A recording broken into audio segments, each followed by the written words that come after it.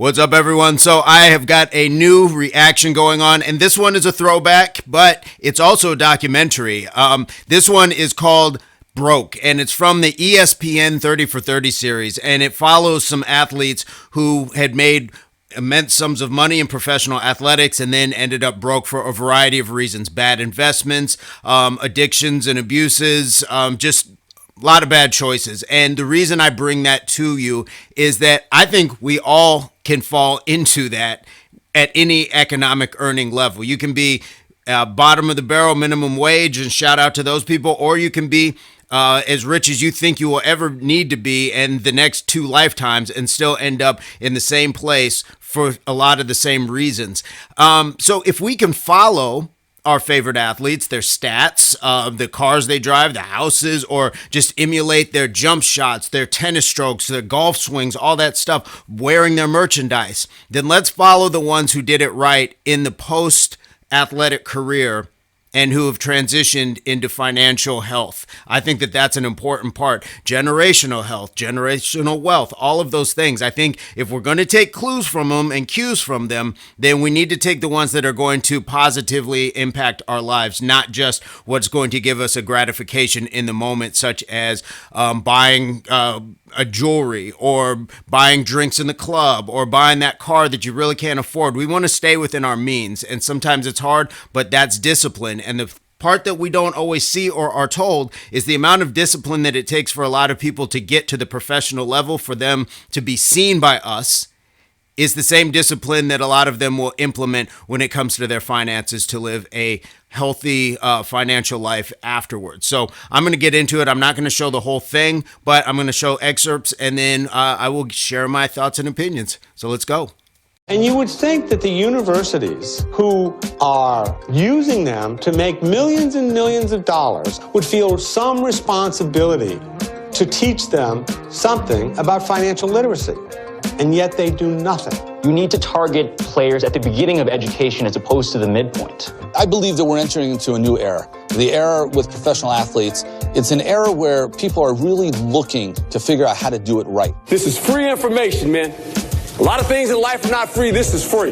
The rookie transition programs in the leagues are about 20 years old, and I think clearly it coincides with this explosion in salaries, explosion in revenues.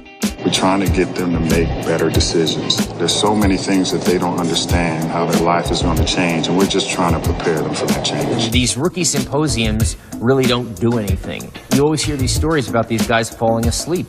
The NFL, NBA, Players Association groups have recognized, in my opinion, there is a problem. They've got the severance pay, 401k plan, the Burt Bell pension plan, and they also have the athlete's annuity. Let me tell you something about your finances. All you need is one of everything. One car. You get one. We have a little thing around my house what we call Operation Cutback. We're going from 5 cars to 1 car. Want to get a house? One house. One piece of jewelry. Not the Mr. T starter set. Don't need all that. When I played ball, you didn't talk about finances. You didn't talk about the stocks you owned or the houses that you bought or the car. You just didn't talk about it. Today, guys are actually talking about it. They're discussing it. Hey, fear is a great motivator. You know, and realizing that, man, you keep this up, you could be broke.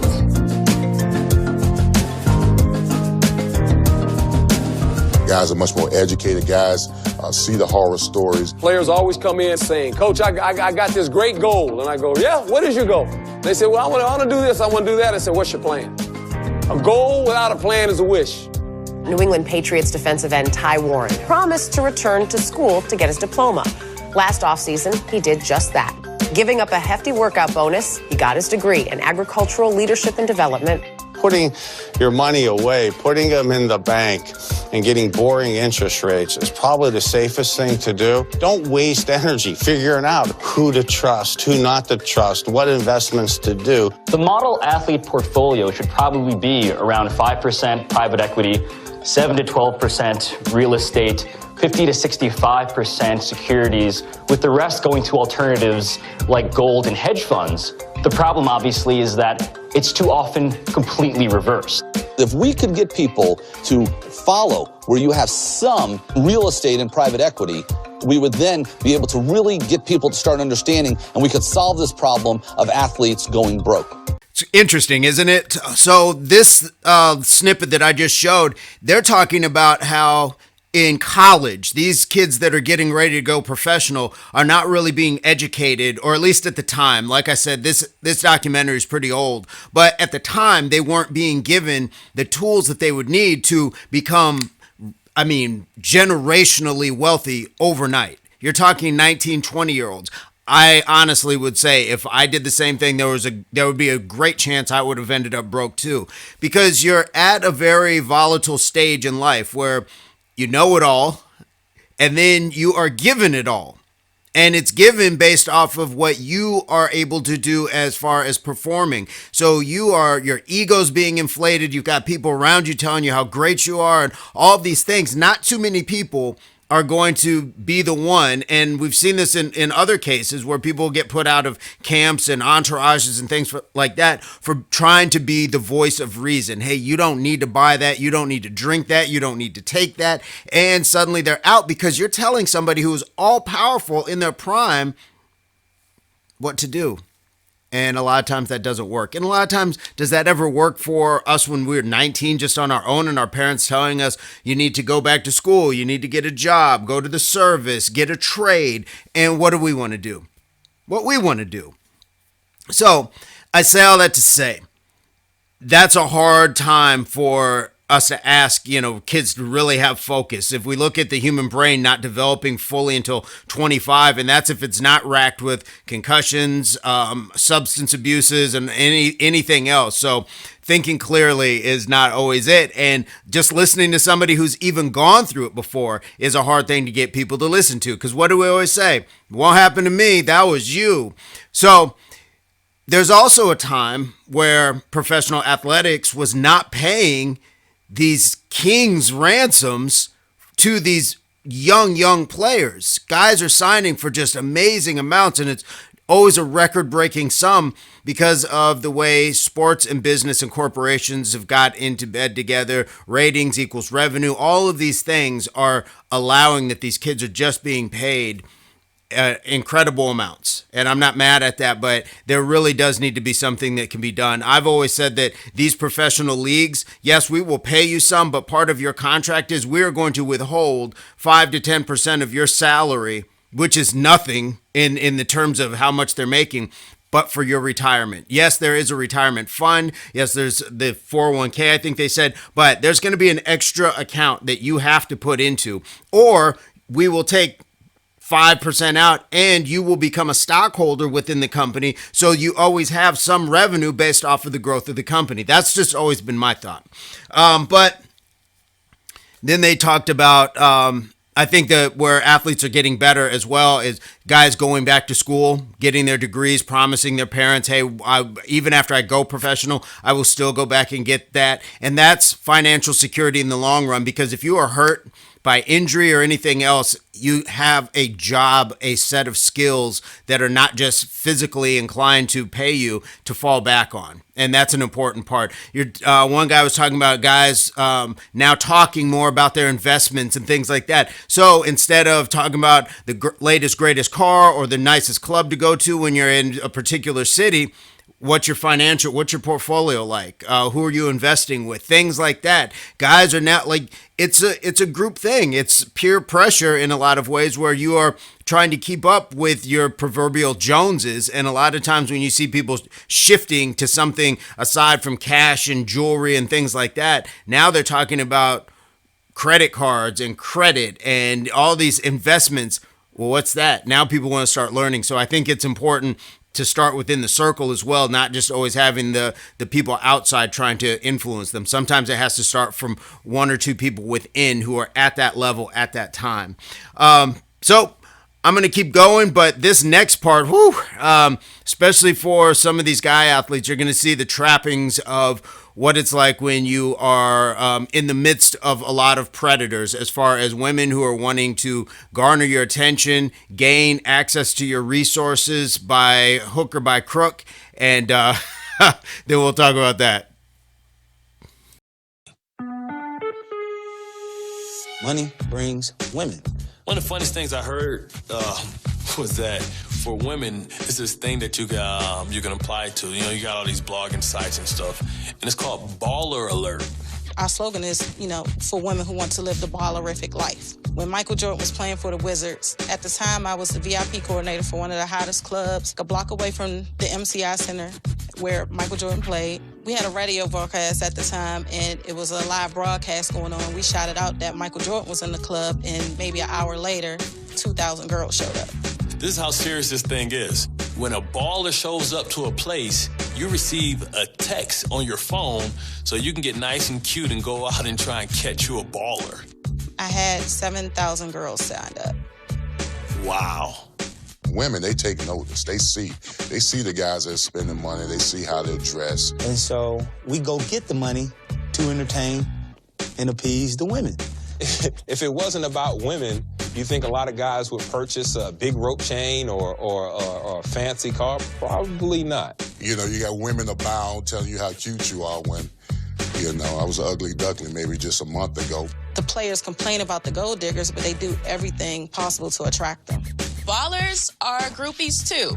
They'll have their entourage go and find women and bring them to the VIP. It's almost like if you're watching Animal Planet. Some athletes say they are targeted by women who are trying to get pregnant. There are women out there that are looking to either become pregnant or marry an athlete just because of their financial status. Women trapping football players, a multi-million-dollar business. I've dealt with it myself. Women out there that extort guys out of money. I'm gonna put you out there in the newspaper. I'm gonna expose you for what you are. And a lot of the guys, they write checks. They write, $25,000, $50,000, $100,000 checks to these women. You think you're getting that support, you're getting that love, you're getting this and that. But I'll tell you this, it comes with a price. And the price is your money. I got in an argument with this young lady who I was seeing at the time. And we're sharing this bank account, and there's like $1 million in the bank account. I said what I said. She said what she said. Took her family. We all got on first-class flights, went to Jamaica, stayed in this mansion, had servants and everything for a whole week. So I come back, I go in and check my bank account, and there's $400,000 in the bank account. And I was like, what the hell? I said, I know damn well I didn't spend $600,000 in Jamaica. I go and I ask the young lady, and she says to me, oh, well, when we got into our argument, you said you were going to leave me. So I opened up my own account and I put the money in my account. I said, what the hell did you just? That might be the craziest thing that ever happened to me. It don't get no worse than that. Rising Sundays have been astounding, but the Mondays through Saturdays have been troublesome. A paternity suit in 1991, a contempt of court charge for late payments a year later, and another paternity suit filed this summer. A year ago, he was arrested for firing a gun when people intervened in a fight he was having with his girlfriend. I lost 2 houses back to back. On June 9th, Rison's house was destroyed in a fire. His girlfriend, rap singer Lisa Lopez, was charged with setting the blaze. I could tell that, she had been drinking a little bit. I slapped her after I had been hit about 50 times to try to calm her down. A witness says he saw Lopez standing over a bathtub where the fire started, yelling obscenities and saying, I don't care anymore. It's like we all stopped what we was doing and we looked up. This black smoke just rolling. You step away and the camera goes off and the flashing lights and the cheers go away. A lot of these guys don't know who they're with. That's why divorce rates are so high amongst professional athletes. 60% of players are divorced 3 years out of ball. 60%. First thing about your career you'd go back and do over if I gave you a chance. You've got to have something you'd like to go back and not have bought with your pro money. My ex-wife. Sure as heck don't go into a marriage thinking it's going to end. You don't budget aside $2 million to say, oh, this is reserved for when I divorce in 12 years. Post my career, I kind of knew there was some things going on within my personal life and within my family that wasn't going to be financially very beneficial. Ended up getting divorced. And there's just a lot of similarities between my ex-wife and my father. If it made him happy to get it all, then go for it, because it just isn't worth the aggravation. Former player Mariana Simonescu said, in the divorce settlement, I didn't ask for much, only that I live comfortably for the rest of my life. The high price of Greg Norman's divorce. Did I mention high?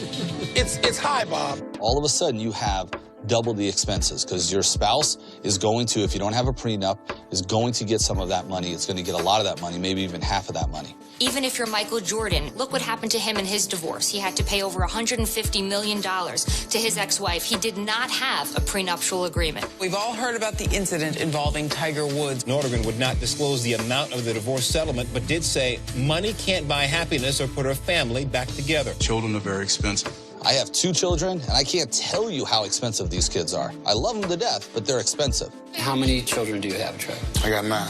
With how many different women? 9. His child support payments now total $17,000 per month, which was more affordable when Henry was still collecting NFL paychecks. Players that are providing child support while they're playing, they go from $1 million a year to 0.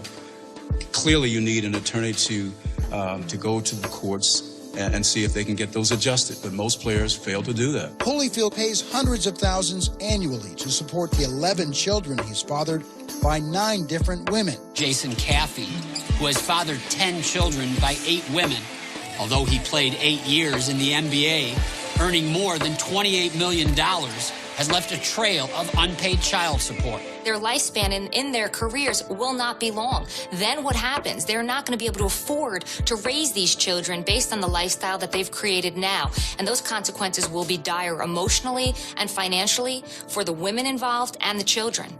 The money gone, the fame and fortune gone, so do that woman. She be gone too. Yikes. That's really a sad picture, especially when you're talking about the kids.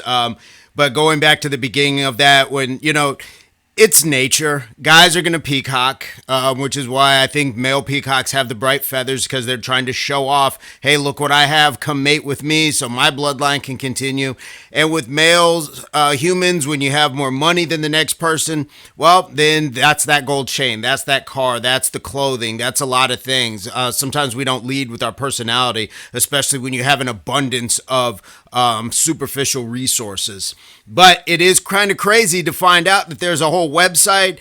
You can sign up for women to be in the place where these rich men are at. So it's a game. It's a game between peacocking and hypergamy. Women wanting things that are going to secure their future. It is what it is. And some of these guys need to know better. And some of these ladies, I would probably say, probably should do better, but that's a whole, that's not for me to judge. That's just kind of my immediate thoughts when it comes to that.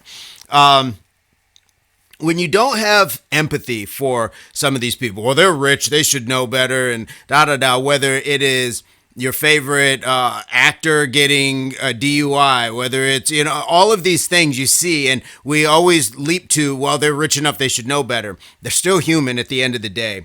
And immense wealth is not going to erase a lot of the things about who we are at the core, namely our upbringing, namely the values that were instilled into us. So a lot of times it's going to take some time, and a lot of times we run out of time, or we've seen people run out of time before they got it right. And that's a sad place to be as well, because again, you get immense money, but if you were taught that drinking was not a big deal and you are a heavy drinker, and then you have an accident with this lottery winning of financial success, well, that's all taken away. And a lot of times, again, in the one I mentioned before documentary, The Curse of the Lottery, people were ending up in prison because of the mistakes that they made when they became immediately wealthy. So it's not just these inner city kids from, the ghettos that don't know how to act right with a bunch of money. I saw nurses, I saw professionals, I saw people who just didn't have to think about anything else other than having fun or not having to be as responsible, and that became their downfall. So a lot of these people, they're also helping their family. And I don't mean just a bunch of kids that they've had. I'm talking about helping their parents, their grandparents, a lot of people around them. Again, people are coming from obscurity and a lot of poverty. And so they go to help out all these people because they don't calculate taxes and all these things where this money is going to like wither down. And then before you know it, it's like, oh, wait a minute, I only have coins to rub together. And there's still people coming with their hands out. That's on top of if you have scammer friends, if you have scam investors, the people that you trust to pay and you pay to count your money and to keep it in order and to pay your taxes. How many times have we seen somebody go to jail or prison or at least be in tax trouble because the person that they trusted to do it didn't do it or was taking money off the top? So a lot of times, again, people end up broke for a variety of reasons. When you're looking at professional athletics as well, you can easily, and I can say this from a football standpoint, you can easily fall into the pain pill epidemic because you're wrecking your body constantly. They say a football game for a lot of people, a lot of the players, is like being in a series of small car accidents. Well, if you've ever been in a small car accident, I don't know, 15, 20 miles per hour, it will still jar your body. It'll still leave your neck stiff. But imagine doing that every week and then having little ones as far as practice in between.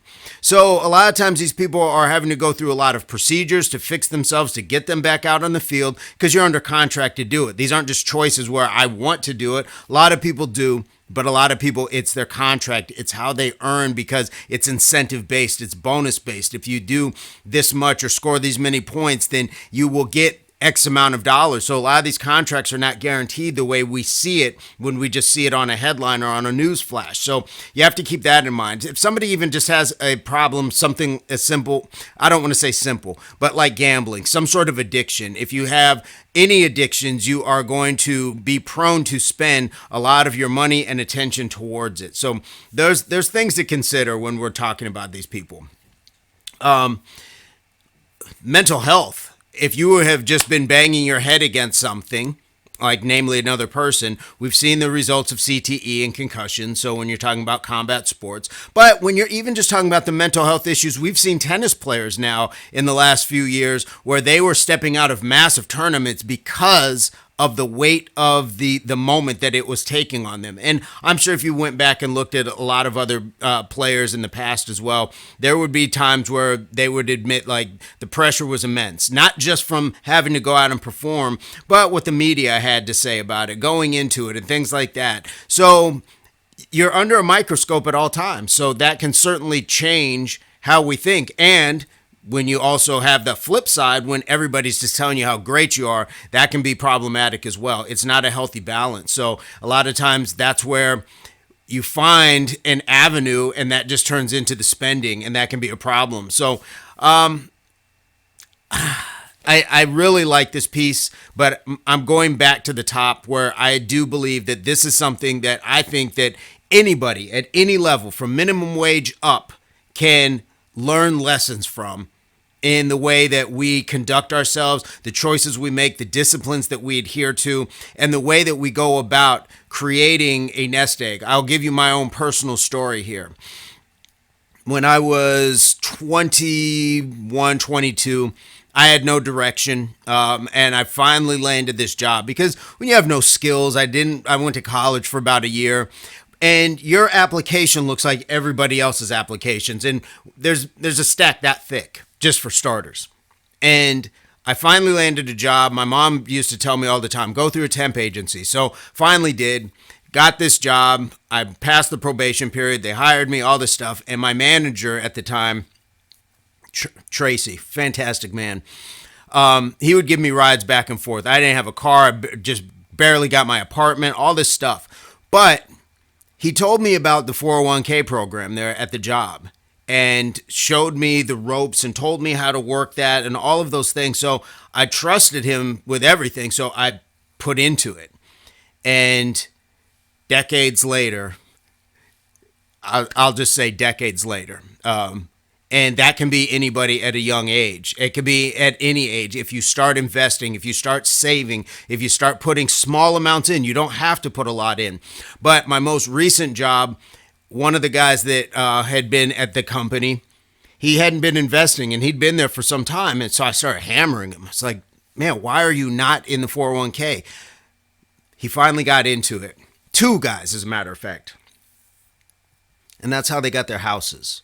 Because they had saved enough in the year or two after, I was really going in on them. But it was money that they could borrow just to help put themselves into the homes that they had. One guy had some things from the military as well, I will say. But again, there's another way of securing something financially for yourself that is going to benefit you long term. But my point is that we need to educate each other at any level, whether it is working in front of cameras and millions of people, or whether it's working just at a register someplace. Talk to the people around you, listen to the people around you who you see who are doing well, and have some sound financial advice. Now follow up on it and do your own research. But you definitely have the ability, the tools in this day and age to be able to find some solid financial advice. And most jobs offer something in the way of being able to invest in a 401k, or sometimes your health savings plan you can put into a flex bucket, all of these other things. And I'm not a financial guru, analyst. I have this much education on the matter, but I'm talking about things that I've gone through that worked, that were tried and true for me. So whether you don't get a house or any things like that, the other piece I would say is, again, the spending. So prioritizing the spending. There's another story about a young lady who I worked with. She wanted a particular European high performance vehicle, and it was an older vehicle.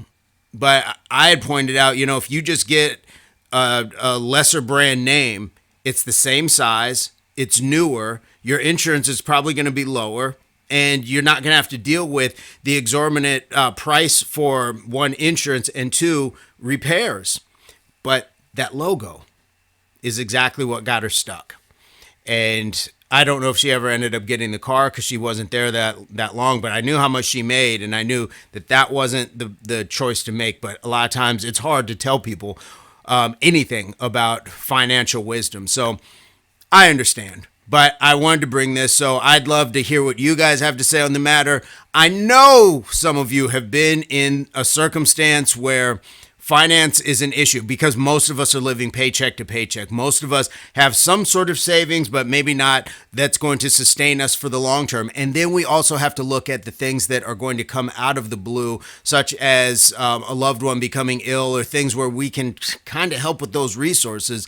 And so, again, it's very, very fragile footing for a lot of us. So I'd love to hear what you guys have to say on the matter. What it was, possibly, without divulging too much, but what it was, how you overcame it, or what you're going through, or how you avoided it, all of those things, kind of like the stories I'm just telling here. But I'd love to hear it. Ace up the sleeve. Advice, comment, experience. Thumbs up, please. Thumbs down. I won't be mad at you either way. And subscriptions to the channel are free, so we would love to have you. And as always, I hope this finds everybody in your place, pursuit, or beginnings of total health, mind, body, and soul. Peace, love, unity, solidarity. And of course, what do we got? Subscription, video, and I'll try to make them somewhat tied into this topic, and that way we can enjoy a little bit more. So stick around.